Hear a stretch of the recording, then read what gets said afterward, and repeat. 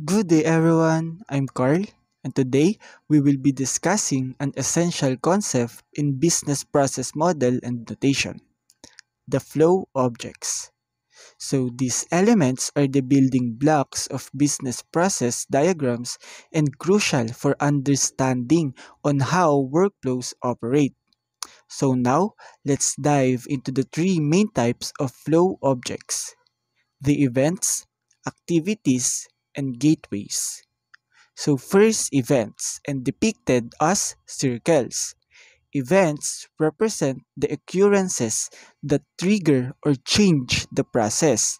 They act as key moments within a workflow, such as the start, progress, or end of an activity. For example, include receiving an order, sending a notification, or completing a transaction. Okay? Second, the activities shown as rectangles. So activities represent tasks or operations performed in the process. This task can be manual or automated depending on the workflow. Example include processing payment, verifying customer details, or shipping an order. Okay. The third is gateway and represented by diamonds. Gateways serve as decision point that control the flow of the process based on conditions. They determine the path the process should take next, such as approving or rejecting a request. Example include checking if a payment is successful before shipping an item or deciding between different approval levels based on order value. One of the most important flow objects is events. So, events are triggers that start, change, or end a process. They are key elements that represent, again, the occurrences or states within a business process. So, understanding events is essential because they define when and how a process moves forward. The three main types of events are start events, intermediate events, and end events. So start events represent the initiation of a process. It serves as the entry point where actions or inputs begin. This step is essential for defining what triggers the workflow. Next, the intermediate events. The intermediate events consist of actions, decisions, or processes that occur between the start and end. It ensures the smooth flow of operations by handling task and condition. This step keeps the process moving until it reaches the completion. And lastly, the end event that signifies the completion of a process. It marks the point where no further actions are required. This step provide closure and ensure that the process has reached its intended outcome. Different types of start events define what causes a process to begin, such as receiving a message, waiting for a time delay, or meeting a specific condition. So these events help structure workflows efficiently. So the first type is the non-start event. So the process begins automatically without needing an external trigger. For example, a system backup starts as soon as the server boots up. Okay? Second, the message start event. The process starts when a specific message is received. For example, a customer support workflow starts when an email complaint arrives. Third, timer start event. The process is triggered at a scheduled time or after a set delay. Example, a daily sales report is generated every midnight. Okay. The fourth, conditional start event. The process begins when a defined condition is met. Example, a reorder process starts when inventory drops below a set threshold. The fifth type is the signal start event. The process starts when a broadcasted signal is received. Example, a fire alarm system triggers emergency procedures across all departments. And lastly, the multiple start events. So different types of trigger can start the process but only one is needed. Example, a job application process starts when a candidate submits an online form or sends a resume via email. So next event is intermediate event. So when we say intermediate event, it occurs during a process and represents something happening between the start and end. It can signal delays, errors, conditions, or external triggers that affect the workflow. So we have different types of intermediate events, of course.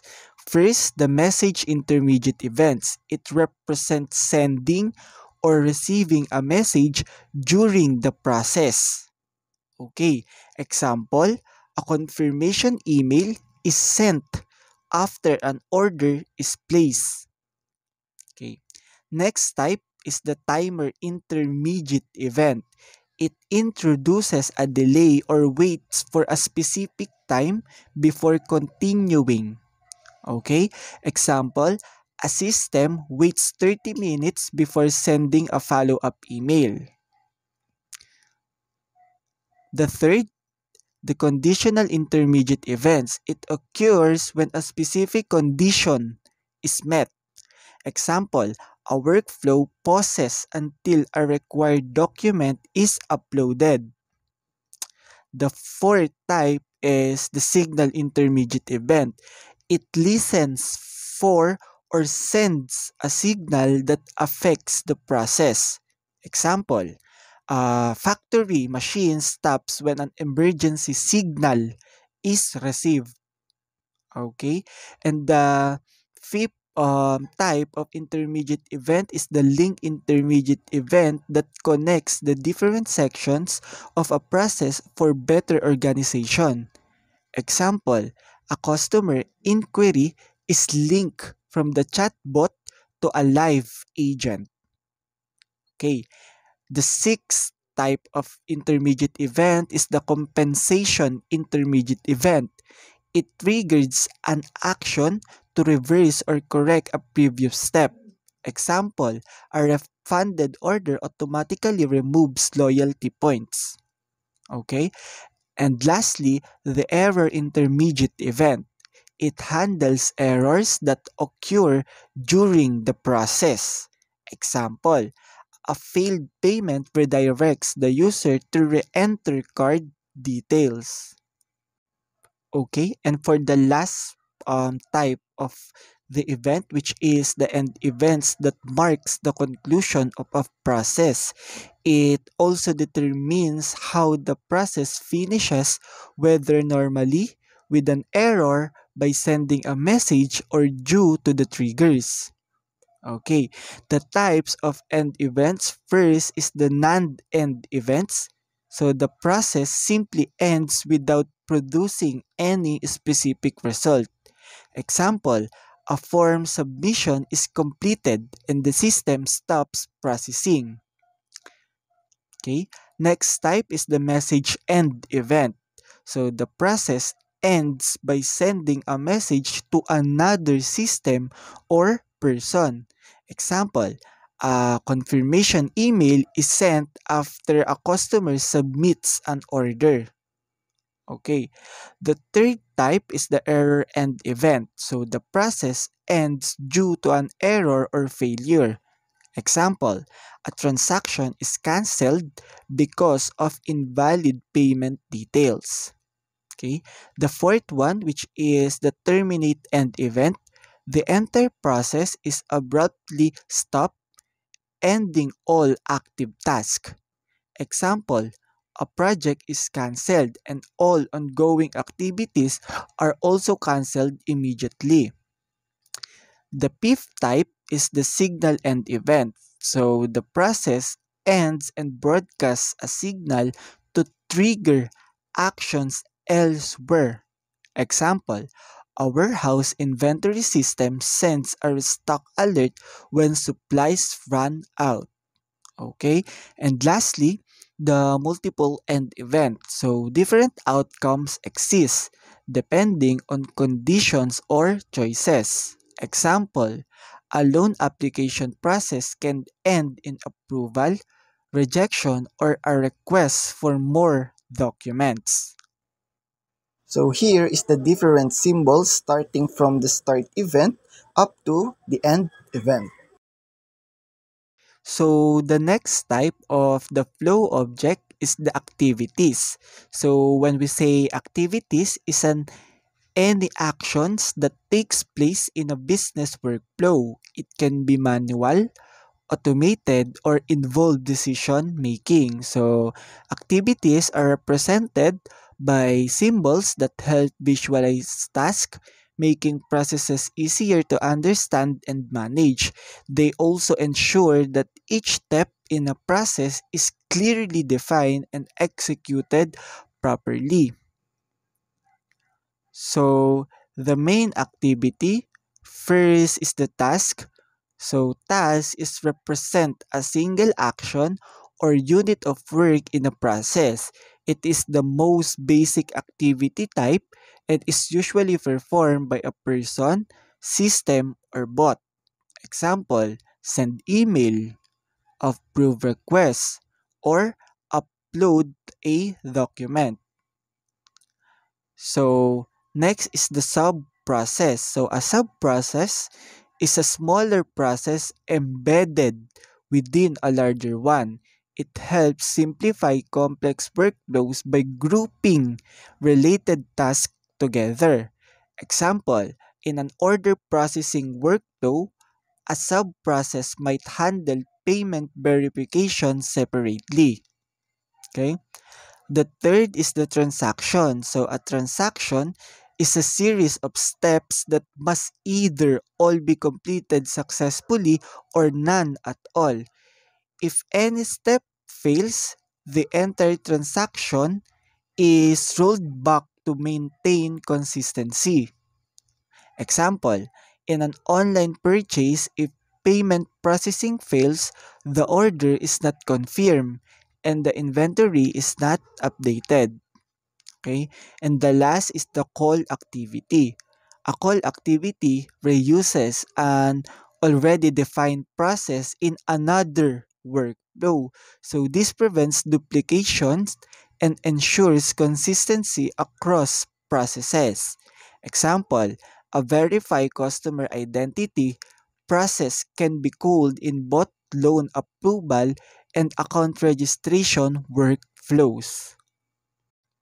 Okay, so we also have an activity markers in BPN. So activity markers are special symbols added to BPMN activity shapes to provide extra details about how the activity behaves. So these markers help clarify whether tasks repeat, run simultaneously, or follow specific conditions. So the different types of activity markers. First, the sub-process marker. So it indicates that an activity contains multiple steps inside on it.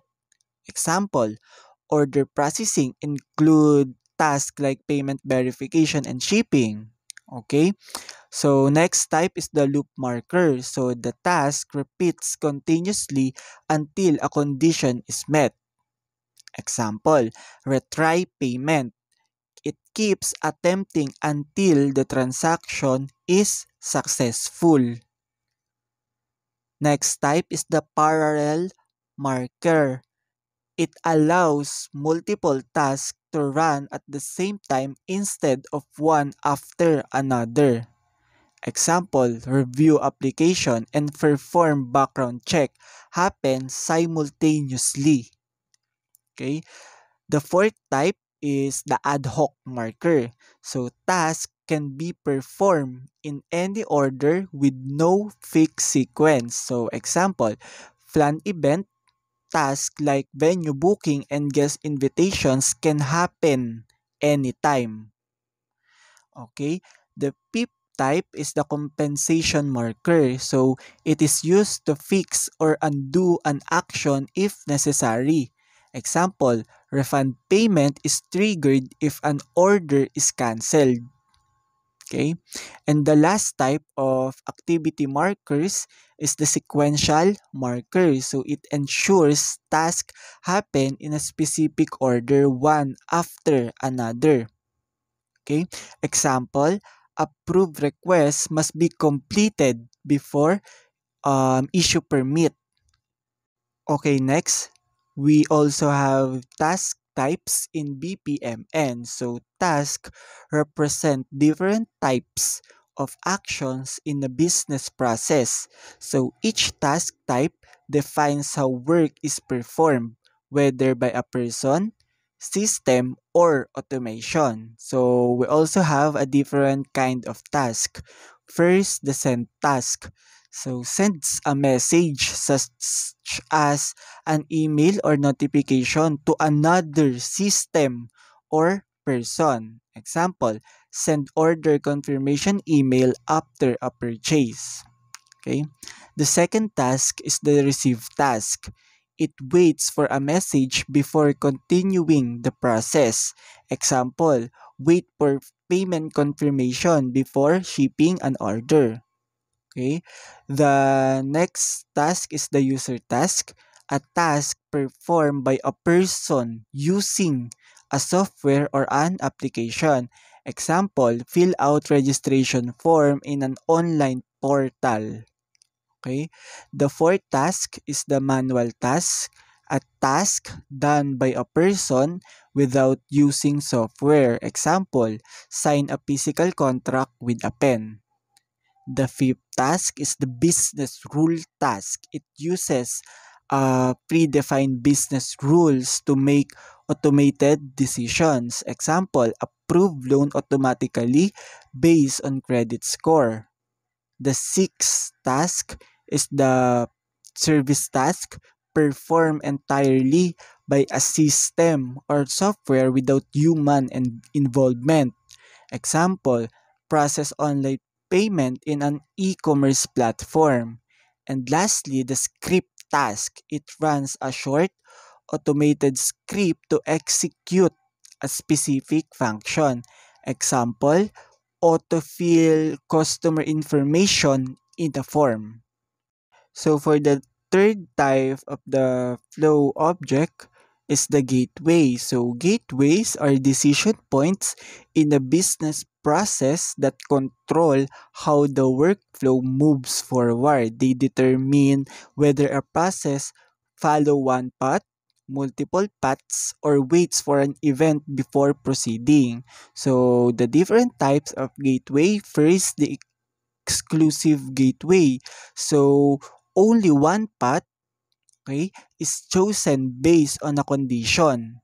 Example, if a payment is successful, the order is processed.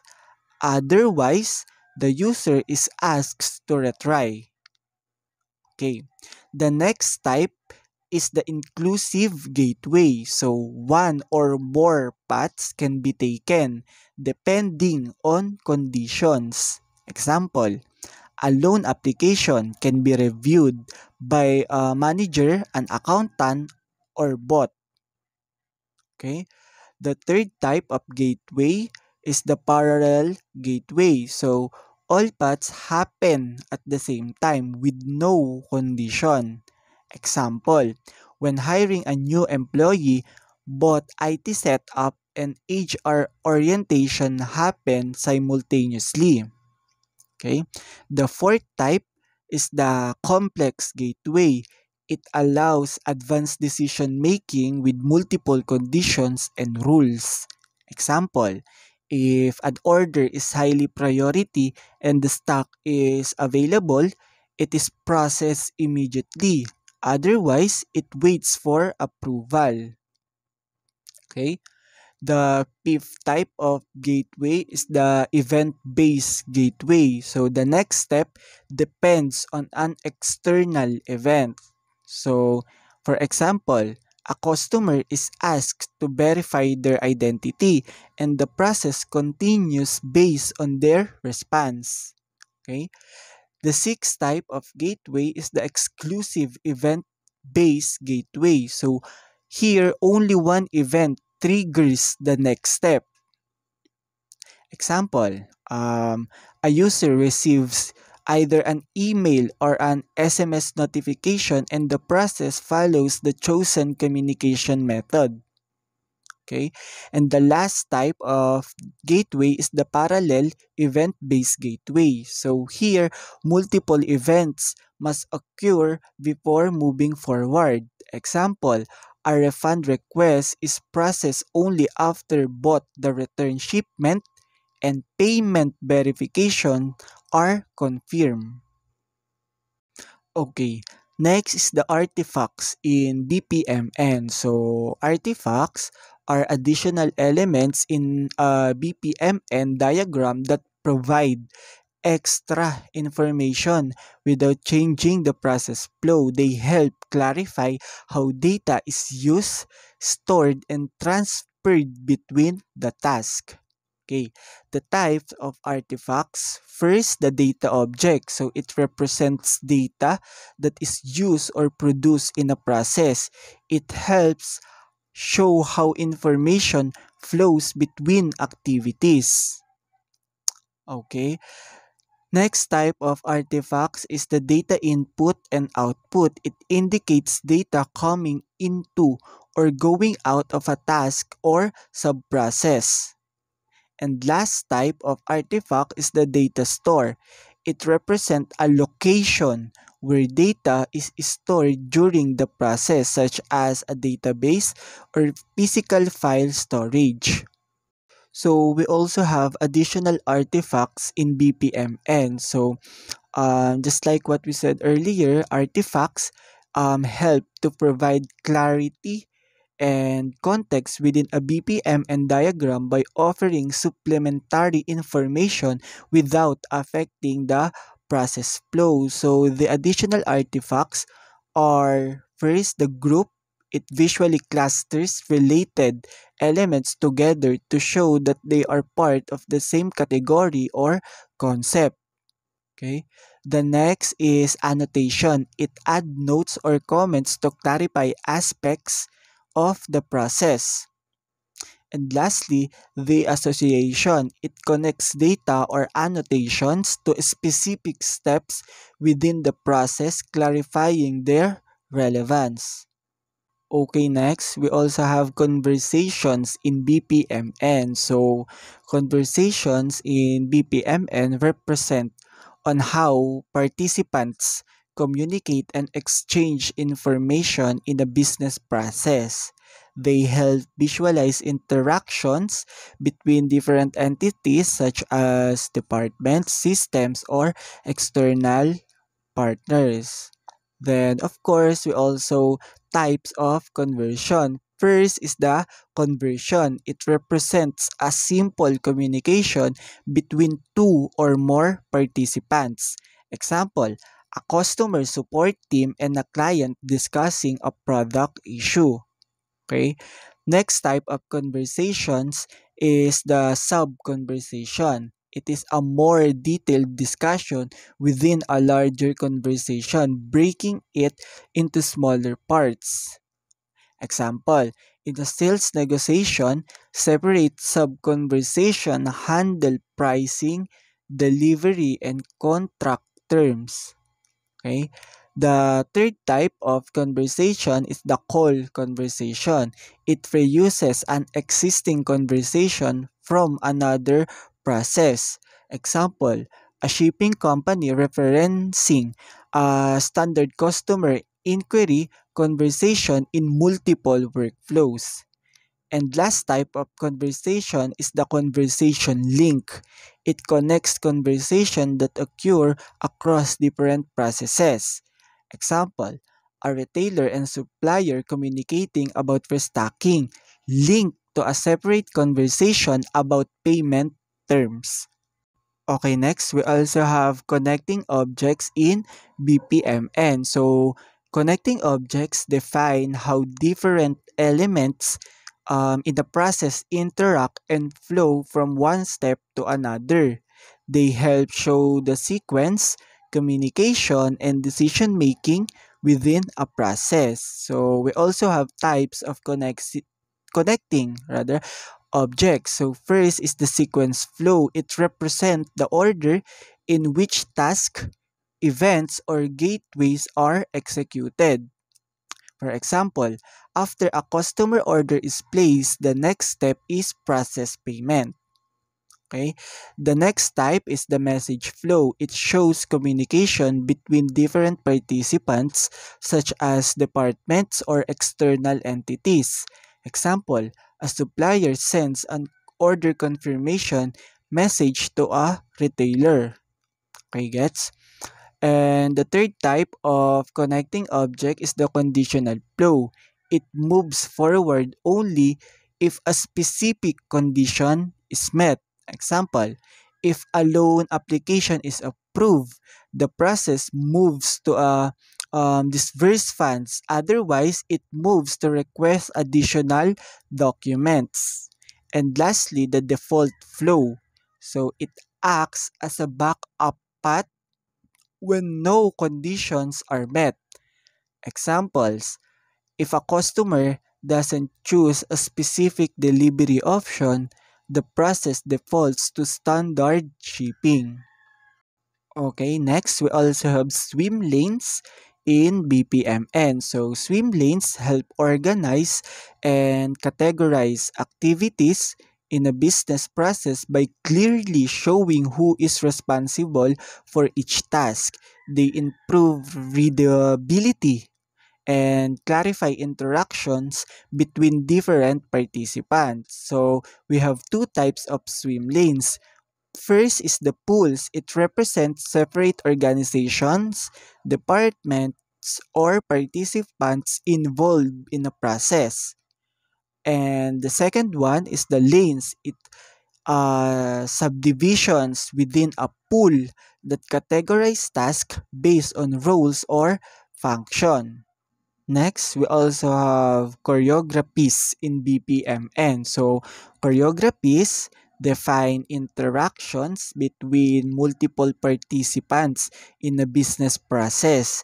They focus on communication and collaboration rather than individual tasks within an organization. So, we also have different types of choreographies. First is the choreography. It defines the exchange of message between participants and how they interact. Example, a customer places an order with a supplier and the supplier confirms availability. Okay, gets? The second type is the sub-choreography, a more detailed section within a larger choreography, breaking complex interaction into smaller parts. Example of this, inside an order processing choreography, a sub-choreography handles payment verification. Okay? And the last type of choreographies is the call choreography. It reuses an existing choreography from another process to maintain consistency. Example, a shipment tracking process references a standard delivery confirmation choreography used across multiple workflows. Okay, next, we also have here two examples of BPMN. First, this BPMN rather, represents an order process. It outlines the flow of activities from receiving an order to completing or failing the order. Okay.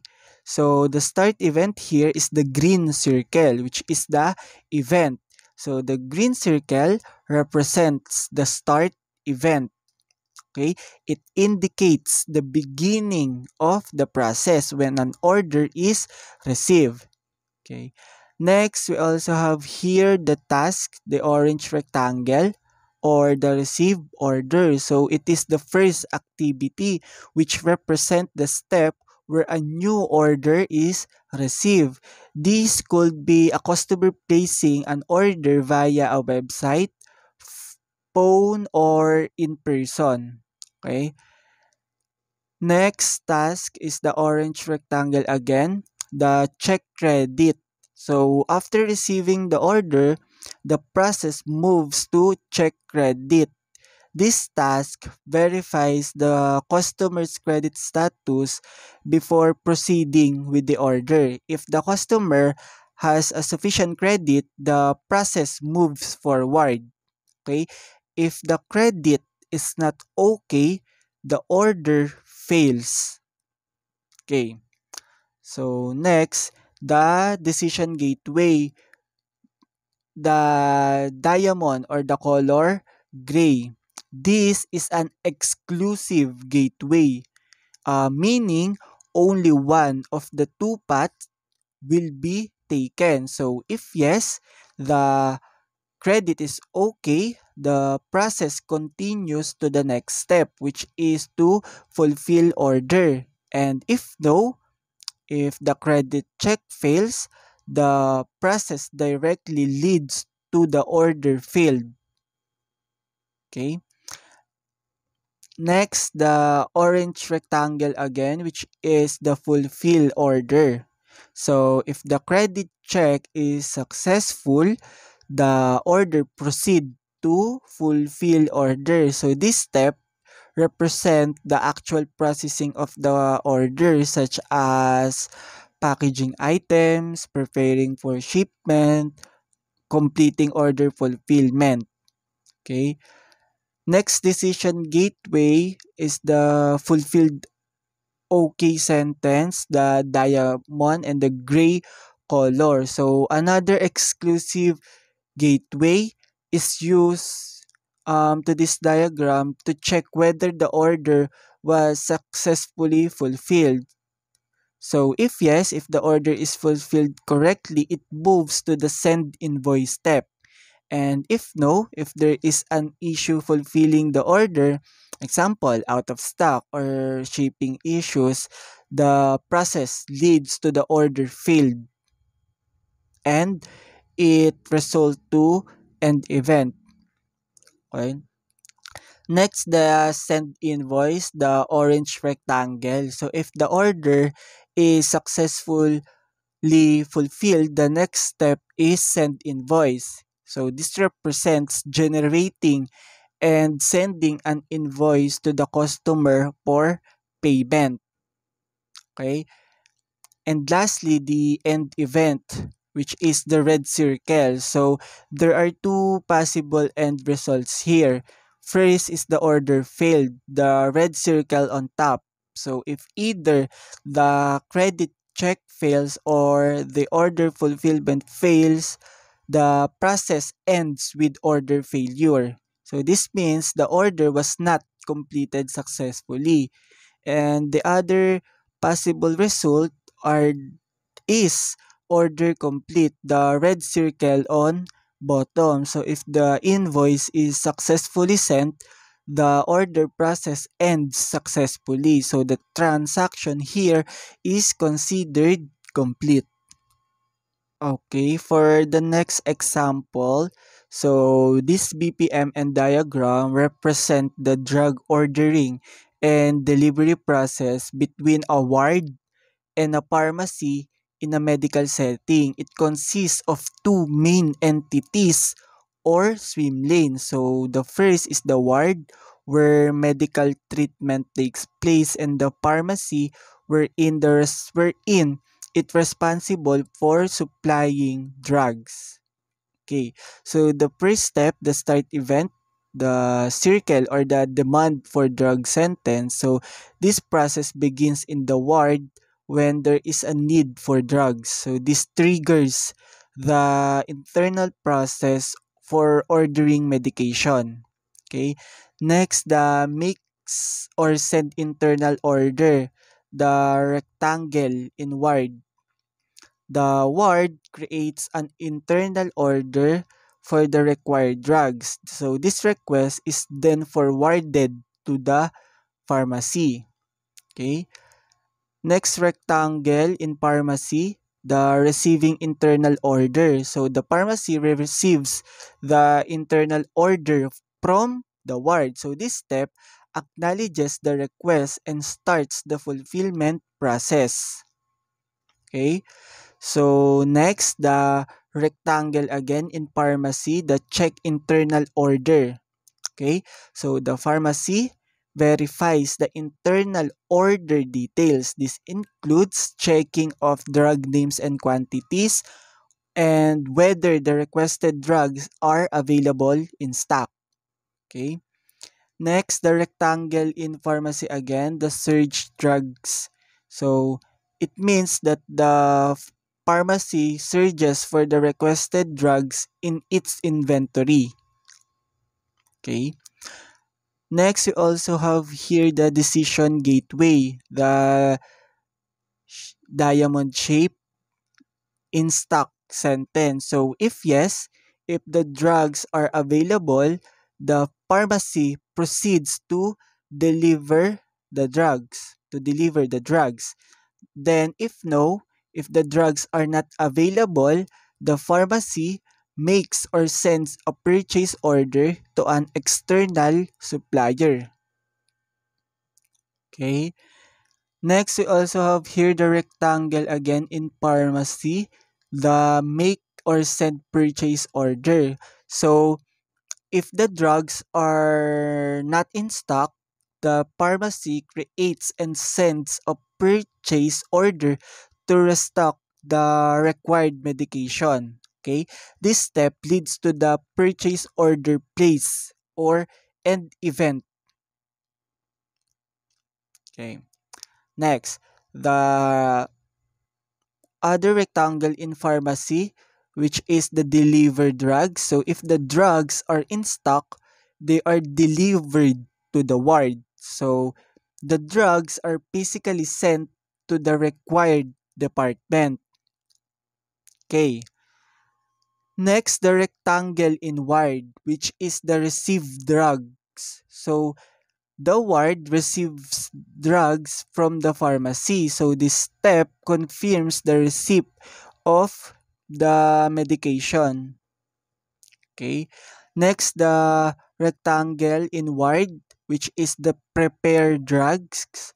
So the ward prepares the received drugs for medical use. So this may include dosing and administration or preparation for injections or IV drips. Okay. And lastly, for our end event, which is the circle and the start medical treatment sentence. So the process ends with the drugs are prepared and administered to the patient. So the medical treatment begins. Okay, so for the last part of our topic is the BPM and naming convention guidelines. So a clear and consistent naming conventions in BPMN help to improve readability and understanding of the process. So here are some key guidelines. So first, give a name to every event and task. So every event and task should have a meaningful name to describe its purpose. Second, naming the task. So use a verb followed by a business object and, if needed, a complement. Example, issue driver license, renew license via agency. Okay?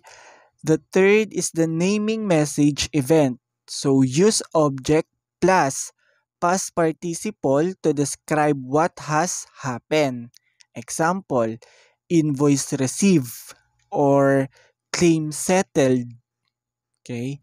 The fourth guidelines is the avoid generic verbs. So use specific and meaningful verbs instead of vague ones like handle, or record.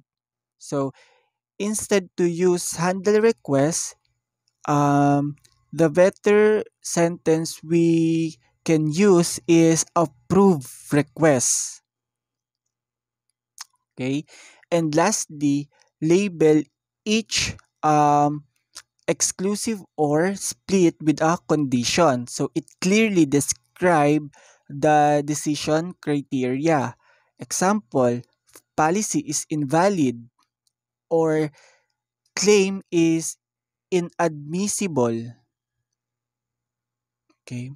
So that concludes our discussion today. So I hope this session has given you valuable insights into BPMN and how it streamlines business processes. So thank you for your time, attention, and participation. Your engagement truly made this session meaningful. So if you have any question or would like to explore more, feel free to reach out. So once again, thank you for listening and I look forward to seeing you in our next session. Have a great day ahead.